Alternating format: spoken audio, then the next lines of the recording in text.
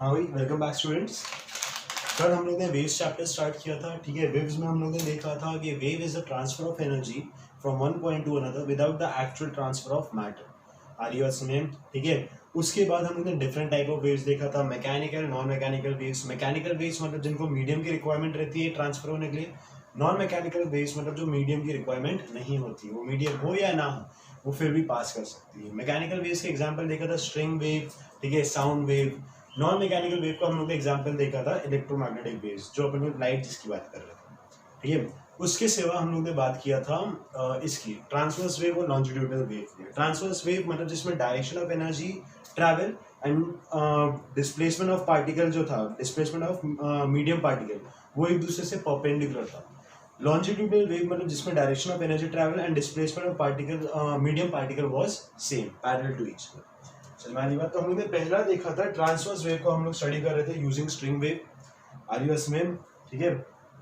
तो कल हम लोगों ने ट्रांसवर्स वेव पढ़ते वक्त वेव की बेसिक इक्वेशन क्या होती है वो हम लोगों ने डिराइव करके देखा था। ठीक है, सबसे पहली बात हम लोग ने जो ओरिजिनेटिंग सोर्स जो रखा था, ठीक है, ओरिजिनेटिंग जो हमने सोर्स रखा था उसके ऑसिलेशंस को हम लोग ने डिस्प्लेसमेंट जो था उसका, डिस्प्लेसमेंट ऑफ द ऑसिलेशन, उसका हम लोग ने स्मॉल रखा था। क्यों रखा था सर स्मॉल? ताकि वो मैं एसएचएम अज्यूम कर सकूं। समझ आ रही बात? ठीक है, this displacement was small RS में, ताकि उससे बनने वाली जो वेव जो थी वो मेरे पास एक एसएचएम की डिस्प्लेसमेंट आ रही थी। समझ आ रही बात? तो मैंने देखा था कि जो भी सोर्स मेरे पास करने वाला है, जैसे सोर्स का मोशन होने वाला है वैसे ही किसी और का भी मोशन होने वाला है आफ्टर सम टाइम, जब वेव उस तक पहुंच जाए। हमारी बात t इक्वल टू 0 पे ये ऑसिलेट कर रहा है, तो जैसे जैसे वेव आगे प्रोग्रेस कर रही थी वैसे वैसे आगे वाले पार्टिकल्स ऑसिलेट करने की कोशिश कर रहे थे। मतलब जो एसएचएम ये परफॉर्म कर रहा है वही एसएचएम आगे वाले परफॉर्म करेंगे आफ्टर सम टाइम। हमारी बात, तो एक बात आपको याद रखना है कि जो मेरे पास वेव जो ट्रैवल कर रही है, अब जो मैंने एक बार वेव प्रोड्यूस कर दी तो वो आगे ट्रैवल कर रही है अपनी मर्जी से। ठीक है, तो जो एक बार वेलोसिटी मैंने प्रोवाइड कर दी थी वो उसी कांस्टेंट वेलोसिटी से वो आगे मूव कर रही थी। समझना ये बात? वो उसी कांस्टेंट वेलोसिटी जिसको मैं वेव वेलोसिटी बोल रहा हूँ, ठीक है, वो उसी कांस्टेंट वेलोसिटी से आगे मूव कर रही है। और वेव मतलब ट्रांसफर ऑफ एनर्जी, मतलब मैं बोल सकता हूँ कि जो एनर्जी ट्रांसफर हो रही है वो इस रेट से हो रही है, वेलोसिटी ऑफ वेव की रेट से। ठीक है, और पार्टिकल्स जो डिस्प्लेस हो रहे हैं, ठीक है, वो एसएचएम फॉलो करते हुए पार्टिकल डिस्प्लेस कर रहे हैं। समझ में आ रही बात? तो यहाँ पे हम दो चीजें पढ़ रहे हैं, एक मोशन ऑफ एनर्जी और एक मोशन ऑफ पार्टिकल। ठीक है, मोशन ऑफ एनर्जी मतलब कि एनर्जी मेरे पास किस रेट से जा रही है, किस किस फैक्टर पे डिपेंड करने वाला है उसका रेट। ठीक है, वेलोसिटी ऑफ वेव किस किस फैक्टर्स पे डिपेंड करेंगे वो हम आज देखेंगे।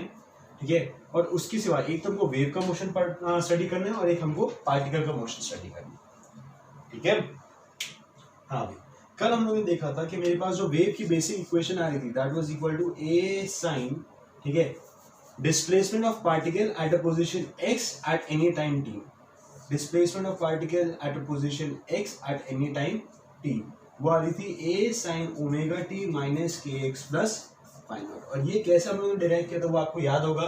जो इसके साथ अब हो रहा है वो इसके साथ बाद में होगा। कितने टाइम के बाद? x/v टाइम के बाद। याद है आप लोगों को प्रूफ? ठीक है, एक और चीज यहाँ पे नोटिस करने वाली बात ये है, ओमेगा होता है 2π/t एंगुलर फ्रीक्वेंसी, k का मैंने आपको नाम बताया था wave number which was equal to 2π/λ। ठीक है, अगर मैं डिवाइड करता हूँ ओमेगा अपॉन k, तो ओमेगा था 2π/t अपॉन 2π/k, तो ये सॉरी 2π/λ, तो ये हो गया मेरे पास λ/t। λ/t मतलब lambda is the distance travel in one oscillation and t is the time period of one oscillation, so this is the velocity of wave. आगे इसमें ये कल हमने देखा भी था कि प्रूफ करते टाइम, तो मैं बोल सकता हूँ कि wave velocity is equal to omega by k. Wave velocity जिसको मैं सिर्फ v से रिप्रेजेंट कर रहा हूँ that is equal to omega by k. अगर मैंने v बोल रखा है सिर्फ मतलब वो वेव वेलोसिटी। अगर मुझे पार्टिकल वेलोसिटी बताना है कि पार्टिकल की वेलोसिटी कितनी थी उसको मैं vp से डिनोट करूँगा। हमारी बात, ठीक है। तो डिस्प्लेसमेंट ऑफ पार्टिकल मुझे मिल गया at position x at any time t, wave velocity मुझे मिल गई है ओमेगा बाय के, और उसी को अब हम आगे फर्दर स्टडी करते हैं। ठीक है, हाँ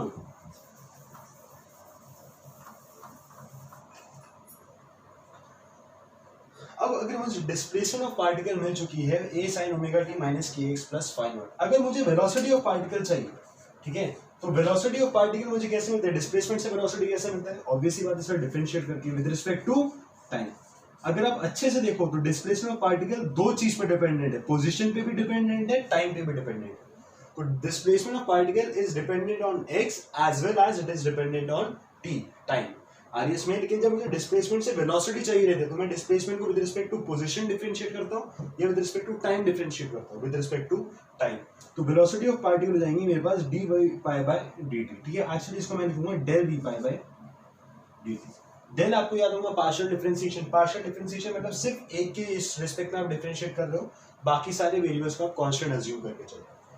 समझ आ रही बात, ठीक है। अगर मुझे हाँ, तो वेलोसिटी ऑफ पार्टिकल होगी मेरे पास del v pi upon del t, ठीक है। तो विद रिस्पेक्ट टू अगर मैं टाइम डिफरेंशिएट करता हूं तो a इनटू साइन का डिफरेंशिएशन होता है मेरे पास cos ओमेगा टी के लिए मेरे पास एक ओमेगा बाहर आ जाएगा, तो बचेगा omega t minus k x plus phi.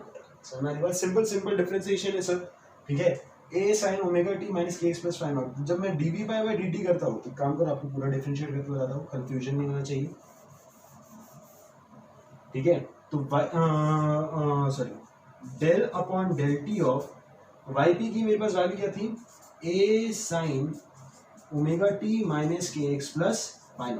अब a जो है कांस्टेंट है, बाहर आ जाएगा मेरे पास एम्पलीट्यूड a, ठीक है। तो साइन का डिफरेंशिएशन होता है cos, किसके रिस्पेक्ट में कर रहे हो, टाइम के रिस्पेक्ट में। टाइम से ओमेगा मल्टीप्लाइड है तो मेरे पास क्या बोलते हैं ओमेगा जो है बाहर आ जाएगा, तो फाइनली बचेगा मेरे पास a ओमेगा साइन का डिफरेंशिएशन cos, बाकी terms as it is plus fine.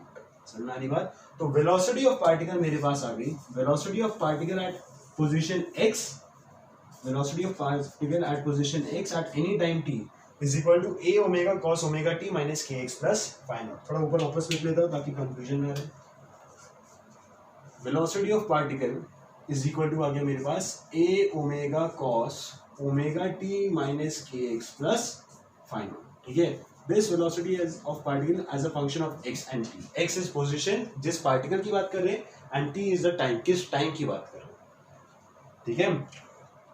हाँ, अब अगर मेरे पास डिस्प्लेसमेंट ऑफ पार्टिकल मिल गया, वेलोसिटी ऑफ पार्टिकल मिल गया, नेक्स्ट मुझे चाहिए एक्सेलरेशन ऑफ पार्टिकल।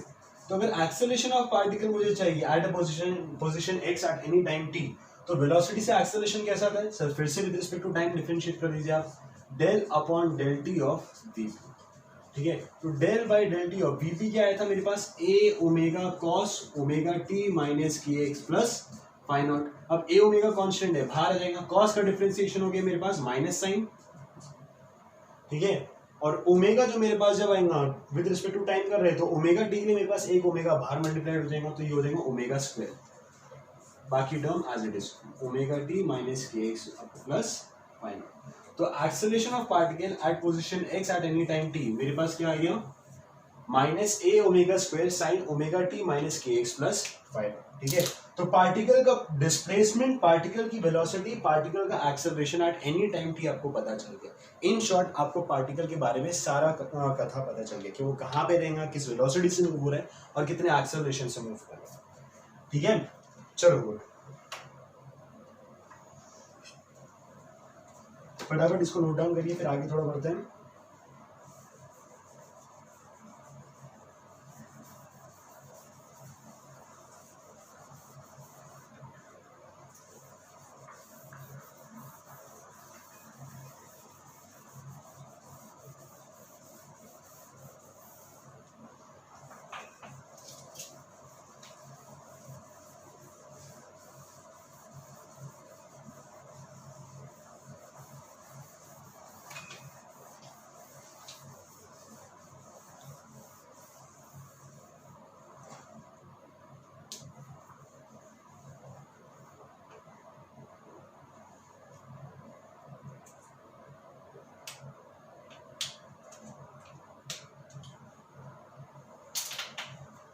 हाँ भाई देखिए,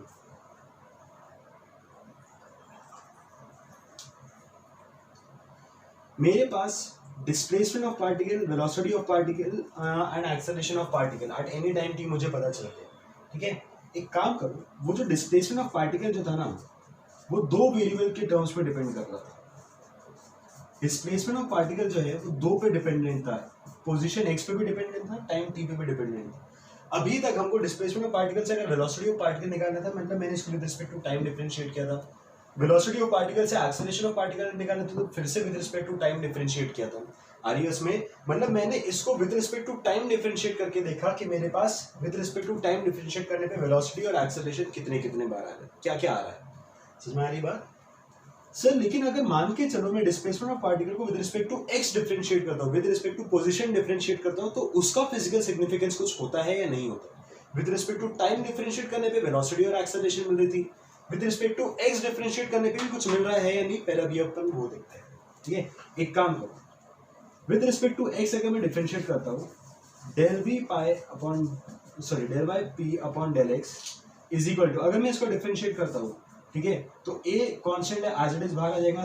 ठीक है, एक काम करो, पूरे टर्म्स लिखते हैं, del by del x of a sine omega t minus k x plus phi out. पहले सॉल्व करके देखते हैं कि आ क्या रहा है, उसके बाद इसका फिजिकल सिग्निफिकेंस देखेंगे। ए एज इट इज मैं बाहर लेके आ सकता हूँ, कांस्टेंट है, साइन का डिफरेंशिएशन हो जाएगा मेरे पास cos omega t minus k with respect to x differentiate करो, मतलब माइनस के बाहर मल्टीप्लाई हो गया है, cos omega t minus k x plus phi. आरियस में सर ये बाहर कैसे मल्टीप्लाई हो गया रहा है यार, डिफरेंशिएशन में अपन ने चेन रूल देखा था, सिंपली वही है आरियस में। ठीक है, अब sir del by p upon del x जो है मेरे पास minus a k cos omega t minus k x plus phi हटा गया। सर ये टर्म समझ में आ गया कि कैलकुलेट करके आ क्या रहा है, इसका फिजिकल सिग्निफिकेंस क्या है। सोल्यूशन सुनने से पहले एक बार खुद से पहले सोचो कि इसका फिजिकल सिग्निफिकेंस होता क्या है। ठीक है, सुनो, अगर मैं del by p upon del x, y p is the displacement in y axis, मतलब एक तरीके से वाई पी जो है this is the y coordinate of particle at any time t. Y p is the y coordinate of particle at any time t and x is the x coordinate, जो position जो बता रहा है that is the x coordinate of particle at any time t. ठीक है, yp is the y coordinate of particle at any time t, x is the x coordinate of the particle at any time t, जिसको अपन लोग position बोलते थे, इसको अपन displacement बोलते थे which is actually the y coordinate, इसको अपन लोग पोजीशन बोलते थे which is actually the x coordinate। ठीक है, अब मान के चलो कि अगर थोड़ी देर के लिए मैं इस मोशन को भूल जाता हूँ, मान के चलो मेरे पास ऐसा कुछ कर्व दिया हो, ठीक है, मेरे पास एक ऐसा कर्व दिया हो, समझ में आ रही है बात। ठीक है, और यहाँ पे मेरे पास एक पॉइंट है, इस पॉइंट का कुछ एक्स वाई कोऑर्डिनेट होगा। ठीक है, वही वाई कोऑर्डिनेट को अपन लोग अभी डिस्प्लेसमेंट ऑफ पार्टिकल बोल रहे हैं और एक्स कोऑर्डिनेट को अपन लोग पोजीशन ऑफ पार्टिकल। समझ में आ रही बात। जब यहाँ पे मैं वाई को with respect to x differentiate करता था, वाई को जब मैं with respect to x differentiate करता हूँ इस कर्व में, ठीक है, ये कोई मोशन नहीं, एक सिंपल कर्व है। ठीक है, जब कर्व में मैं वाई को with respect to x differentiate करता तो dy बाय dx मुझे एक्चुअली देता क्या था, याद करो, डिफरेंशिएशन में मैंने आपको बताया था कि differentiation actually gives you the slope of the curve, it gives you the slope of yx curve, the slope of yx curve.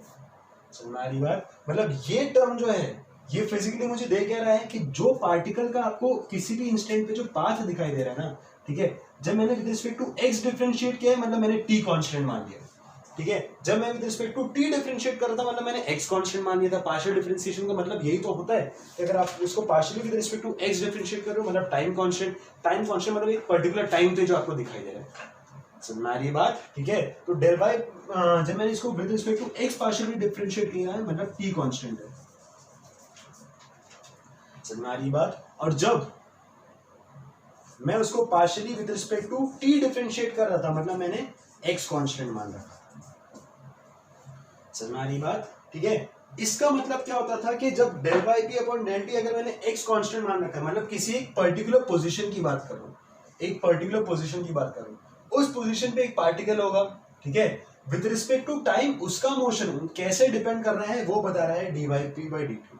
ठीक है, जब x कांस्टेंट का मतलब हो गया कि ओरिजिन से एक पर्टिकुलर डिस्टेंस x पे अगर मैं एक पार्टिकल को देख रहा हूँ, ठीक है, अब टाइम के हिसाब से उसका मोशन कैसे वेरी कर रहा है वो मुझे बता रहा है D by p by D T. समझ आई बात। x कांस्टेंट मतलब एक पर्टिकुलर पोजीशन पे विद रिस्पेक्ट टू टाइम कैसे मूव कर रहा है वो मुझे बता रहा है D by p by D T. अब ये जो टर्म है इसमें टाइम कांस्टेंट मतलब जो मोशन हो रहा है वो मेरे पास पल्सेस आगे जा रहे टाइम कांस्टेंट मतलब मैंने एक पिक्चर ले ली पर्टिकुलर टाइम की बात कर, ठीक है, एक पर्टिकुलर टाइम की बात, एक पर्टिकुलर इंस्टेंट की बात, ठीक है, जैसे एकदम से चीजें रुक सी गई है तो उस टाइम की बात कर रहा हूँ मैं। समझ बात, उस टाइम पे y coordinate with respect to x कैसे वेरी कर रहा है वो मुझे बता रहा है dy p by dx। आ रही बात में, ठीक है। तो टाइम कांस्टेंट मतलब एक पर्टिकुलर टाइम पे जब चीजें रुक गई थी, ठीक है, मैं ऐसे इमेजिन करके देख रहा हूँ कि मेरे पास मोशन हो रहा था, अगर मुझे विद टाइम कांस्टेंट मानना मतलब मैंने एकदम से चीजें रुक गई ऐसा मानना, समझ में आएगा। तो उस इंस्टेंट पे मेरे पास y coordinate with respect to x कैसे वेरी कर रहा है, that is dy by dx। आ रही है इसमें, तो एक पर्टिकुलर इंस्टेंट पे आपको मुझे कर्व ऐसा दिखाई दिया होगा, समझ में आ रही बात, पर्टिकुलर इंस्टेंट पे मुझे कर्व ऐसा दिया होगा। तो dy by dx, तो बेसिकली ये x एक्सिस था मेरे पास, ये था मेरे पास y एक्सिस, तो dy by dx is the slope of the curve, dy by dx is the slope of the curve, मतलब जो आपको स्ट्रिंग दिखाई दे रही है, ठीक है, at particular time eight any time t, उसका स्लोप क्या रहेगा वो मुझे बता रहा है ये इक्वेशन। समझ में आ रही बात, eight any time t slope of the curve क्या रहेगा वो ये इक्वेशन बता रहा है। समझ में आ रही बात, slope of the curve at any time t at coordinate x। समझ में आ रही है बात, ठीक है। तो बेसिकली जब मैं del by p by del t बता रहा था तो ये था मेरे पास वेलोसिटी ऑफ पार्टिकल, और जब del by p by del x बता रहा था this is slope of curve या स्लोप ऑफ द स्ट्रिंग। समझ में आ रही है बात, एट सम टाइम टी, और जब मैं विद रिस्पेक्ट टू टाइम कर रहा था तो this is at some position x. हमारी बात, ये बहुत इंपॉर्टेंट चीज है। देखो ये ऐसी ऐसी चीज मतलब जो मैथमेटिकल टर्म्स है, ठीक है, काफी जगह इसका फिजिकल सिग्निफिकेंस नहीं बताया जाता है, लेकिन अगर आपने इसका फिजिकल सिग्निफिकेंस समझ गया तो क्वेश्चन सॉल्व करना हद आसान हो जाएगा। समझ में आ रही है बात, ठीक है। ये चीज पहले लिख लो, इसके बाद मैं आपको और इसका फिजिकल सिग्निफिकेंस और अच्छे से मतलब एग्जाम्पल्स के साथ बताता हूँ, ठीक है। तो del by p by del x ये मुझे बता रहा है slope of the curve, slope of curve at position x at time t. समझ में आ रही बात, del by p by del t क्या बता रहा था मुझे, velocity of particle at position x at time t, at some position x at any time t, ठीक है। और del by p by del x क्या बता रहा है, slope of the curve at some particular time t at any position x, ठीक है, good. वैसे अगर मैं सेकंड टाइम डिफरेंशिएट करता तो फर्स्ट डिफरेंशिएशन मुझे स्लोप बताता था, सेकंड डिफरेंशिएशन याद करो क्या बताता था, सेकंड डिफरेंशिएशन मुझे change of slope with x बताता था, ये मुझे बताता था चेंज ऑफ स्लोप। ये सारी चीज हम लोग ने बेसिक मैथ्स में देखा था। तुम्हें फर्स्ट डिफरेंशिएशन मुझे सर स्लोप बता रहा होता था, सेकंड डिफरेंशिएशन जो है वो मुझे चेंज ऑफ स्लोप बता रहा होता है। समझ में आ रही है बात, ठीक है। तो सेकंड डिफरेंशिएशन अगर आप एक बार वापस डिफरेंशिएट करते हो, ठीक है, अगर मैं एक और बार डिफरेंशिएट करूं del by p by del x, ठीक है, sorry del two by p upon del x square, तो हो जाएगा मेरे पास माइनस ए के, तो कांस्टेंट रहेगा, कॉस का डिफरेंशिएशन हो जाएगा माइनस साइन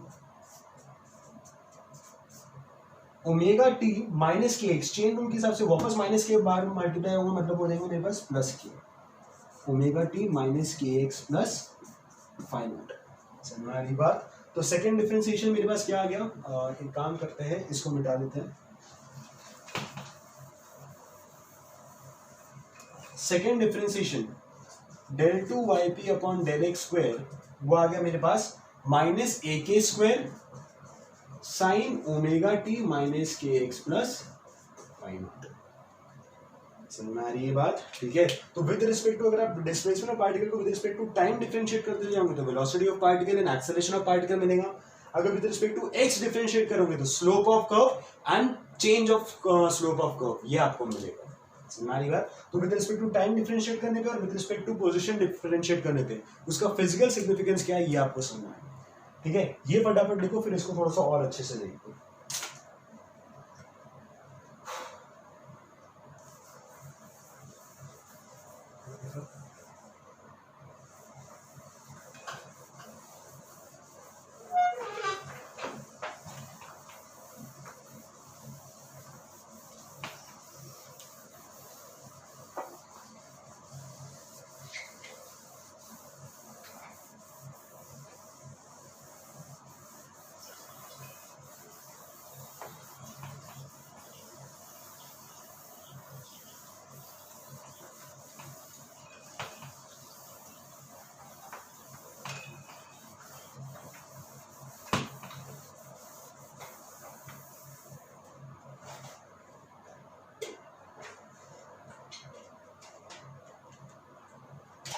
हाँ देखिए सिचुएशन मेरे पास क्या थी पहले वो बता देते हैं, फिर उसके बाद विद रिस्पेक्ट टू टाइम उसको समझेंगे और विद रिस्पेक्ट टू एक्स उसको समझेंगे। ठीक है, ये भाई साहब मेरे पास ऑसिलेट कर रहे थे, स्प्रिंग ब्लॉक सिस्टम मेरे पास ऑसिलेट कर रहा है जिसको मैं सोर्स बोल रहा था, ये उसकी वजह से मेरे पास वेव्स जनरेट हुई थी जो आगे की तरफ मूव कर रही है, जो आगे की तरफ मूव कर रही है। समझ आ रही है बात? ठीक है, आगे की तरफ मूव कर रही है, इस वजह से मैं थोड़ा सा ऐसा शो कर रहा हूँ, मूव करते हुए देखा मेरे को।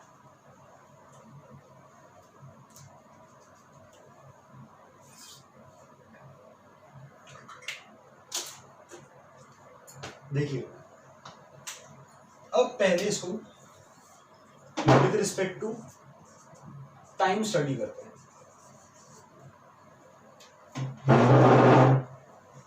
देखो अगर मुझे डिस्प्लेसमेंट ऑफ पार्टिकल, मुझे पता है कि जब मेरे पास ये क्या बोलते हैं वेव्स प्रोड्यूस हो रही थी तो at any position x displacement of particle की इक्वेशन आई थी, displacement of particle as a function of position and time मेरे पास आया था a sin omega t minus k x plus y naught. ये मेरे पास ऑलरेडी रिजल्ट आ चुका था कल के लेक्चर में।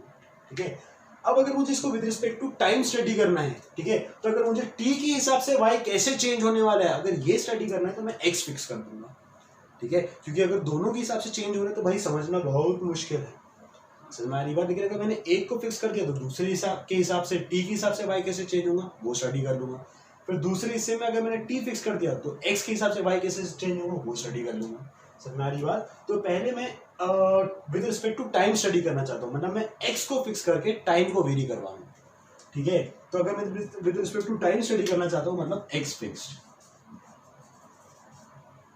सर x फिक्स का फिजिकल मतलब क्या हुआ? x फिक्स मतलब मैं किसी पर्टिकुलर पोजीशन x नॉट की बात कर रहा हूँ, मान लीजिए किसी पर्टिकुलर पोजीशन x नॉट की बात कर रहा हूँ। अरे इसमें मुझे सारे पार्टिकल्स की से मतलब नहीं, मुझे इस पोजीशन वाले पार्टिकल से मतलब है कि क्या होने वाला है इसके साथ। अरे इसमें क्योंकि जो इसके साथ हो रहा होगा वही मेरे पास हर किसी के साथ हो रहा होगा। समझ की बात? कुछ टाइम के बाद। ठीक है, लेकिन अगर एक का मोशन स्टडी कर लिया तो बाकी सबका मोशन मैंने स्टडी कर लिया। तो अगर मुझे सिर्फ एक का मोशन स्टडी करना है तो एक काम करो, बाकी लोगों को हटा देते, बाकी लोगों को हटा देते। ठीक है, तो नया डायग्राम बनाते हैं। मास m, स्प्रिंग कांस्टेंट k। ठीक है, ये मेरे पास स्ट्रिंग थी, ये भाई साहब ऑसिलेट कर रहे थे मेरे पास। ठीक है, at some position x is equal to x naught, एक पार्टिकल को मैंने स्टडी करना है। चलो पार्टिकल का नाम है a, पार्टिकल का नाम है मेरे पास a। तो क्योंकि जैसा सोर्स का मोशन हो रहा होगा वैसे ही मेरे पास पार्टिकल का मोशन हो रहा होगा। बस में आफ्टर सम टाइम गया, जैसा सोर्स परफॉर्म करने वाला है वैसे कोई भी दूसरा पार्टिकल परफॉर्म करने वाला है आफ्टर सम टाइम थी, वो हम लोगों ने कल देखा था। ठीक है, तो अगर सोर्स मेरे पास ऑसिलेट कर रहा है एसएचएम के फॉर्म में तो पार्टिकल भी मेरे पास ऑसिलेट कर रहा होगा एसएचएम के फॉर्म में। समझ में आ रही बात? ठीक है, तो at x is equal to x naught की बात करो, x is equal to x naught की बात, तो पोजीशन ऑफ पार्टिकल की वैल्यू क्या होगी मेरे पास? a sin omega t minus k x naught plus 5, omega t minus k x naught plus 5। अच्छा, k कांस्टेंट है, x नॉट कांस्टेंट है फिक्स कर दिया और फाई नॉट भी कांस्टेंट है, तो इस पूरे को मैं कांस्टेंट c से रिप्रेजेंट कर मान के चलो प्लस c बोल रहा हूं इसको। समझ में आ रही बात? तो मुझे समझ में आ गया कि जो डिस्प्लेसमेंट ऑफ पार्टिकल है फिलहाल सिर्फ किस पे डिपेंडेंट है? टाइम पे डिपेंडेंट है, फिलहाल सिर्फ टाइम डिपेंडेंट है। ठीक है, तो अगर मैं टाइम डिपेंडेंसी की अगर मैं बात करता हूँ, ठीक है, तो टाइम के हिसाब से वेरी कर रहे तो टाइम के हिसाब से डिफरेंशिएट करना पड़ेगा मुझे। तो विद रिस्पेक्ट टू टाइम अगर मैं पहली बार डिफरेंशिएट करूंगा तो वो आएगा मेरे पास del v pi upon del t. ठीक है, डेल इस वजह से रखा ताकि मैं पार्शियल डिफरेंशिएट कर रहा हूँ, बस आपको ये बताना। ठीक है, तो del v pi by del t जो आ जाएगा मेरे पास वो आएगा a omega cos omega t plus c, where c is equal to phi naught minus k x naught plus phi naught. उसी ऑर्डर में लिखो, समझना आसान है। तो del y p by del t is equal to a omega cos omega t plus c. अब del y p by del t मुझे बता क्या रहा है कि इस पोजीशन वाले पार्टिकल ए के लिए y p was the displacement of particle at time t. तो डिस्प्लेसमेंट का differentiation with respect to time क्या देता है मुझे? Velocity of particle. ये मुझे देगा वेलोसिटी ऑफ पार्टिकल। तो जब मैं टाइम के रिस्पेक्ट में स्टडी कर रहा हूं तो मुझे डिस्प्लेसमेंट ऑफ पार्टिकल से मिल गया वेलोसिटी ऑफ पार्टिकल। फिर से डिफरेंशिएट करूंगा तो मुझे मिल जाएगा acceleration of particle which was equal to minus a omega square sine omega t plus c. हमारी बात ठीक है। रिजल्ट वो जो है सी जो है वो अपने पास के x naught plus minus k x naught plus five not था, ठीक है। वो रिजल्ट अपन लोग वैसे ही पहले वाले यूज करेंगे, इसे आपको समझाने के लिए मैंने बताया, ठीक है। तो जब मैं इसको with respect to time study कर रहा हूँ तो मैं डिस्प्लेसमेंट से वेलोसिटी निकाल सकता हूँ, वेलोसिटी से एक्सेलरेशन निकाल सकता हूँ। समझ में आ रही बात। तो at any position x fix के लिए अगर मैं जनरलाइज करूँ तो एक्स नॉट को एक मान के चलो एक्स कर देता हूँ, तो इसको मैं लिख सकता हूँ minus k x plus c, sorry minus k x plus five naught, this is minus k x plus five naught, this is minus k x plus five naught, ठीक है। मैं सिर्फ with respect to time differentiate इसको करके देखा,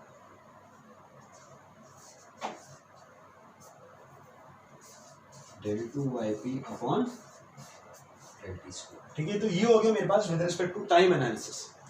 अब बात करते हैं with respect to position analysis.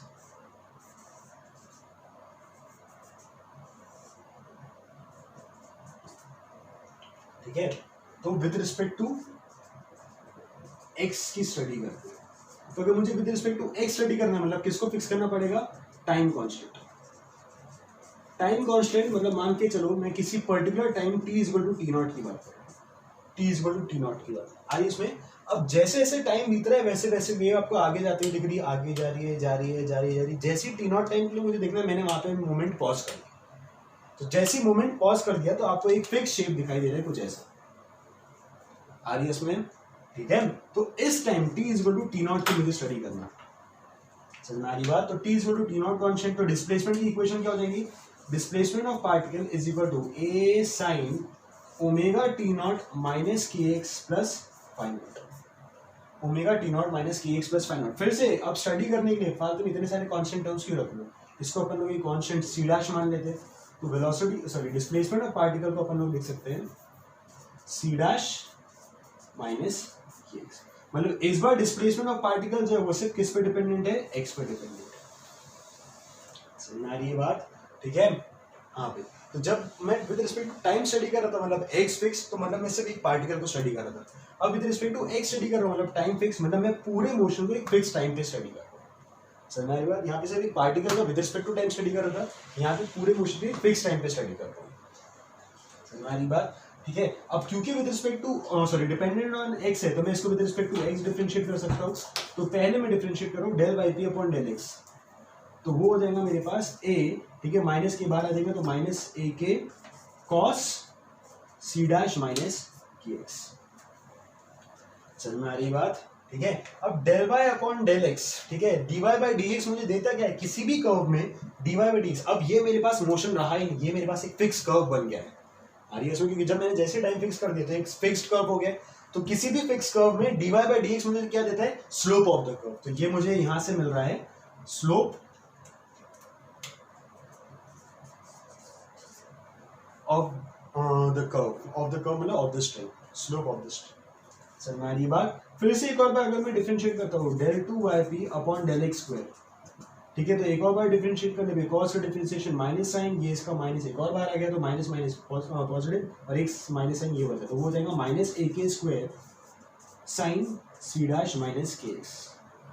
समझ में आ रही बात। जहाँ पे सी डैश की वैल्यू हम लोग ने लिया क्या था, c dash was equal to omega t naught plus five not.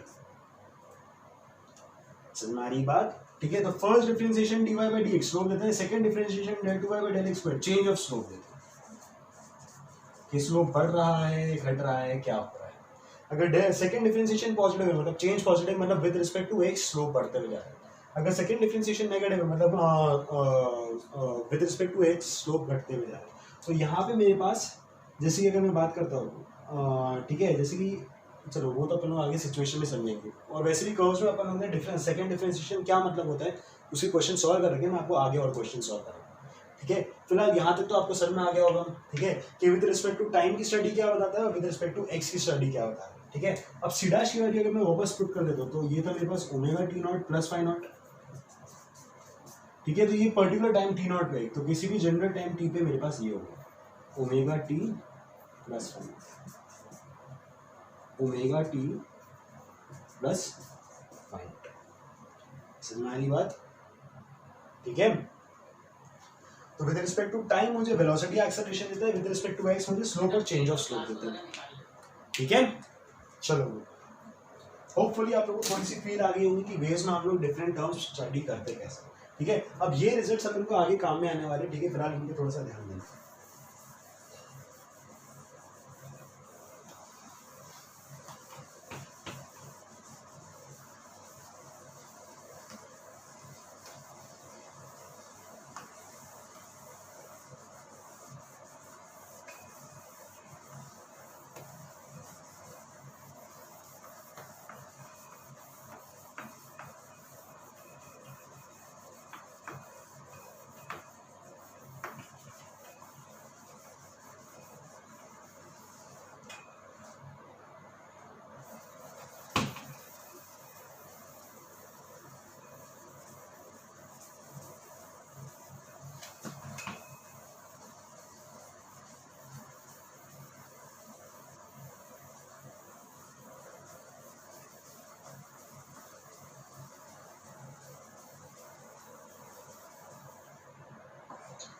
हाँ भाई देखिए, ठीक है,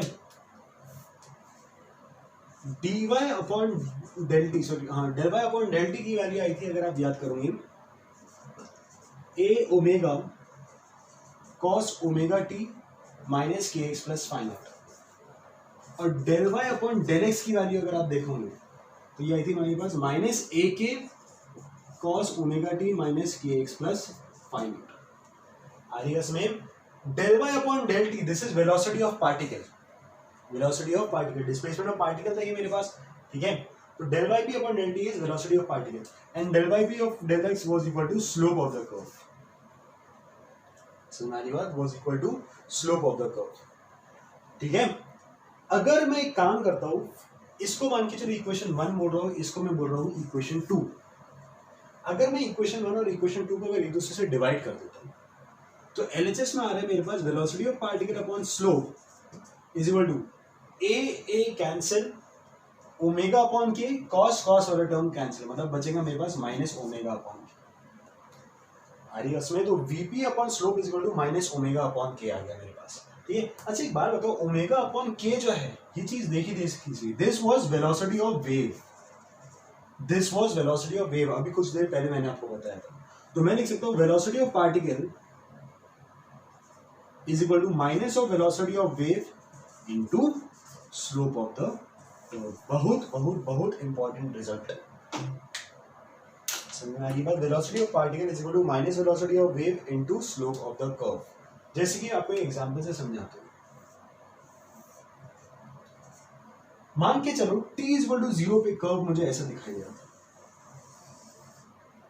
t इज इक्वल टू 0 पे कर्व मुझे ऐसा दिखाई दे रहा था, ठीक है, और सॉरी वेव मुझे ऐसे दिखाई दे रही थी, और वेव जो है इस डायरेक्शन में v वेलोसिटी से मूव कर रही है, कितनी वेलोसिटी से मूव कर रही है, v वेलोसिटी से मूव कर रही है। इस इक्वेशन का फिजिकल मतलब क्या है मैं आपको वो समझा रहा हूं, ठीक है। अब t इज इक्वल टू 0 पे ऐसा डायग्राम दिखाई दे रहा है आपको, ऐसी वेव दिखाई दे रही है, मान के चलो कुछ dt टाइम के बाद वेव थोड़ी सी आगे मूव हो गई होगी, थोड़ी सी आगे मूव हो गई होगी, मतलब मुझे वेव कुछ ऐसी दिखाई दी होगी,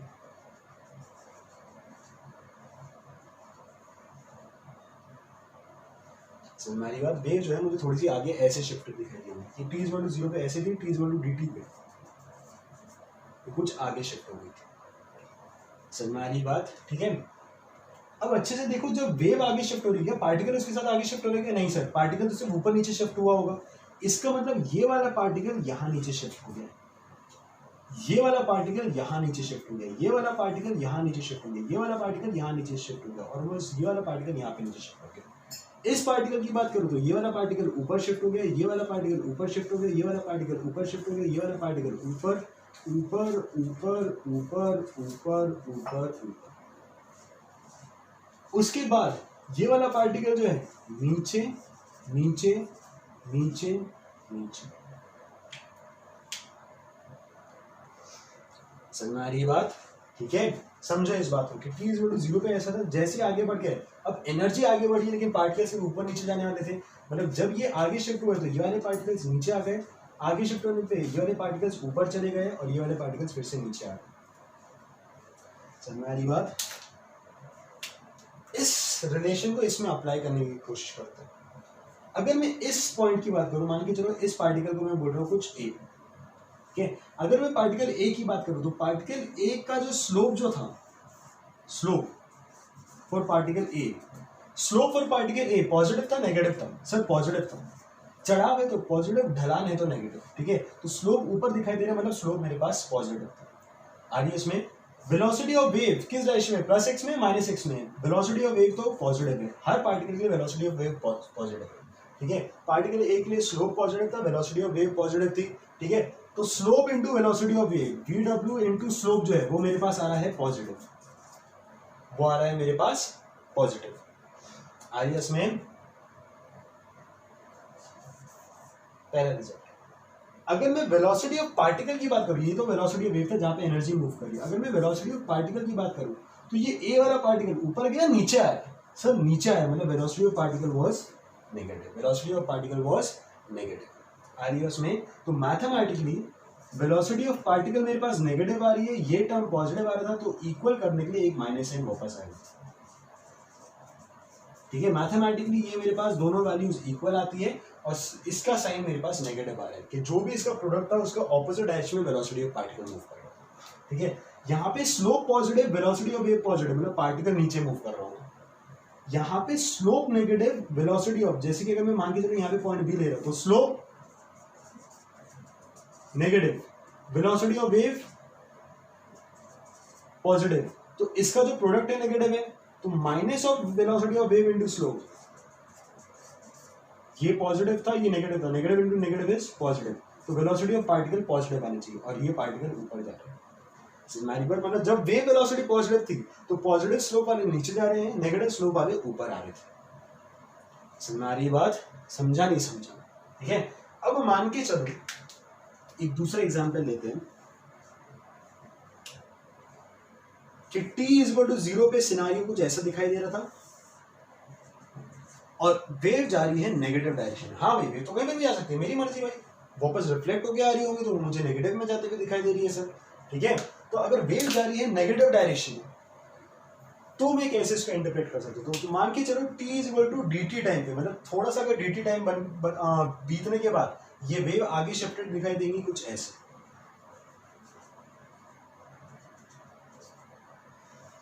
समझ आ रही है बात? ठीक है। मतलब अगर आप ये वाले पार्टिकल्स की बात करो तो ये चले गए हैं ऊपर, ये वाले पार्टिकल्स की बात करो तो ये चले गए नीचे, ये वाले पार्टिकल्स की बात करो तो ये चले गए हैं ऊपर। समझ आ रही बात? चलो अब ये वाला फॉर्मूला यहाँ पे अप्लाई हो रहा है या नहीं हो रहा है एक बार सॉल्व करके देखते हैं। मान के चलो यहाँ पे मैंने ले लिया 1.8, ठीक है, या मान के चलो इसको ले रहा हूँ मैं 0.8।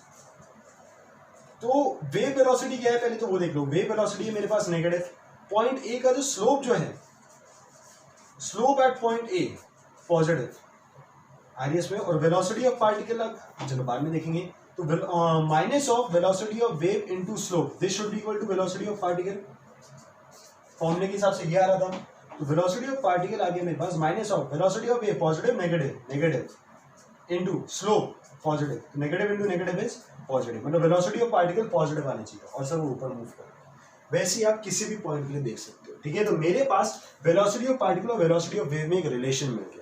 और इसमें दो टाइप के मोशन दिखाई दे रहे थे, मैंने आपको पहले ही बताया था, एक मोशन ऑफ एनर्जी और एक डिस्प्लेसमेंट ऑफ पार्टिकल।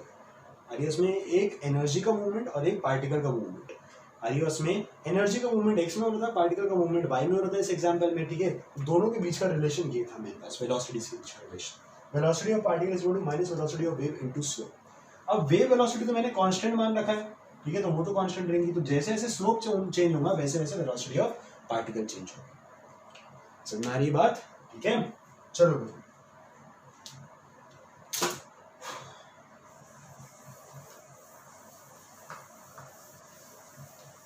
ये तो आया पहला result.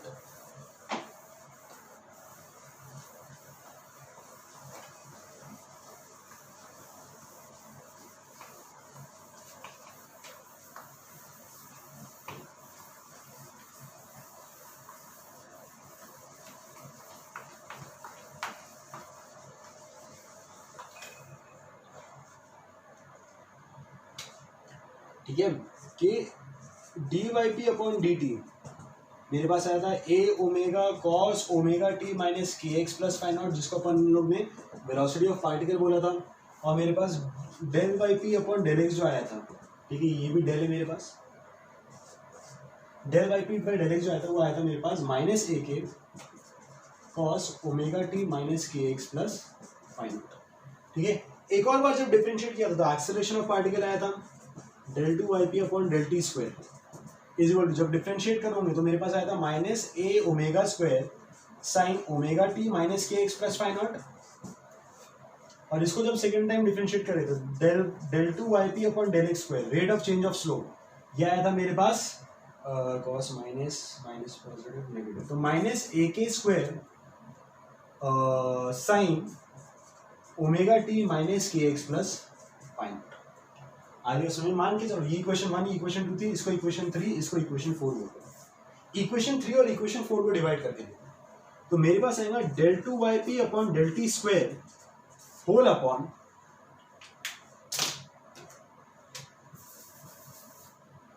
Del two y p upon del t square whole upon del two y p upon del x square is equal to sine sine में कट कर दिया, ए वाला कर दिया, माइनस माइनस कर दिया, तो बचेगा मेरे पास ओमेगा स्क्वायर बाई के स्क्वायर। इसको अपन ओमेगा अपॉन के का होल स्क्वायर लिख सकते हैं, और ओमेगा अपॉन के क्या होता है मेरे पास वेव वेलोसिटी वी डब्ल्यू, ठीक है। तो इस टर्म को अगर मैं उधर भेज देता हूँ तो del two y p upon del t square is equal to velocity of wave का square into del two y p upon del x square. आरियस में this is the differential equation of a wave. This is a differential equation of a wave. याद करो differential equation of SHM पढ़ा था, ठीक है, del 2x by del t square is equal to minus kx. This is the differential equation of a wave, traveling wave. समझ में आ रही है बात, ठीक है। तो अगर मेरे पास कोई भी y का फंक्शन दिया गया है, ठीक है, y का function as a function of x and t दिया गया है, ठीक है, तो अगर मेरे पास y का function as a function of x of t दिया गया है तो उसको ये कंडीशन सेटिस्फाई करनी चाहिए।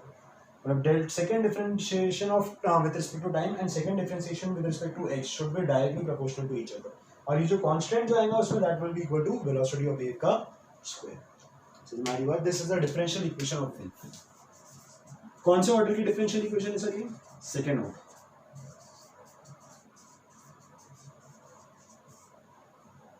समझ में आ रही बात, ठीक है। आज के लिए इतना ही, थोड़ा सा और होना चाहिए था लेकिन अभी मेरे फ़ोन की बैटरी भी काफ़ी कम है, ठीक है, जो कैमरा है उसकी बैटरी काफ़ी कम है, तो आगे मैं आपको कंटिन्यू करूँगा। अगला लेक्चर थोड़ा सा लंबा रहेगा, तो थोड़ा सा आप SHM प्रैक्टिस भरपूर करिए और वेव की जो है अच्छे से थ्योरी वगैरह जो भी मैं आपको पढ़ा रहा हूँ वो पढ़िए और किसी बुक को रेफर ज़रूर करिएगा, अंडरस्टैंडिंग और बढ़िया होगी, ठीक है। चलो।